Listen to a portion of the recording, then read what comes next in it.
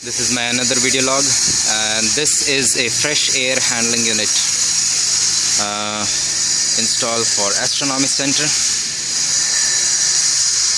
Well, that's the control panel. You can see this is an inlet. Over here it will be connected to the duct, and here 2 meter by 1.6 meter a lower will come, a fresh air lower, and suction will be happening. Self-suction will be taking place. And it will be taking place. You can see there's a filter, micro filter at the starting. There are two chambers, both isolated. There is no mixing in the air. That's exhaust. Again, a reducer will come, a plenum will come, and from that hole it will go outside to the exhaust. Okay, so there's no mixing in it, but there's one thing common here is a heat recovery wheel. You can see a heat recovery wheel. If you follow my fingertip, you can see a heat recovery wheel. Okay, so it will just, this air will be warm and that air will be cold because it's coming in from inside the building, and this is going into the building from the atmosphere. So 47 degree to 50 degree centigrade air will be coming inside, and from the conditioned air which will be 22 to 26, so it will be getting recovered. 70% of the recovery happens in the heat recovery wheel. I'm going to explain you how the valve package works. Okay, now very simple to identify which one is the inlet and which one is the outlet. It's a strainer, that's an inner line. Okay, that's a DRV, that's an outlet line. It's very simple. It's a bypass line. Okay, now let's just study. Okay, there are two pipes. That is inlet, this is outlet. So it's coming from that opening. Okay, now you can just follow with the fingertip.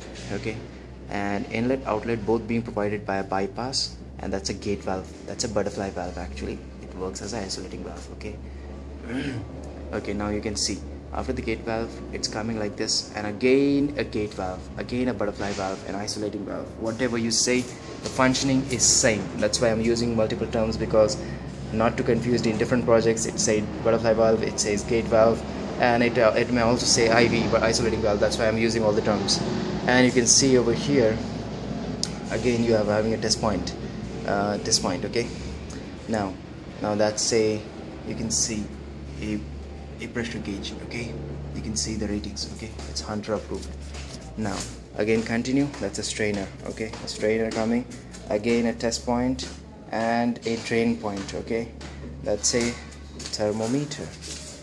Okay, that's a thermometer. You can see temperature gauge.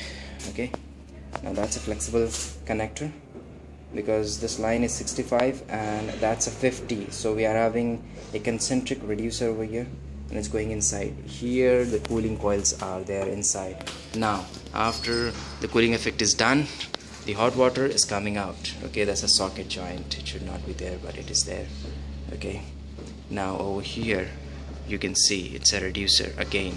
I mean to enhance. Okay, this is 50, this is 65, hence a concentric reducer, again in the reverse direction.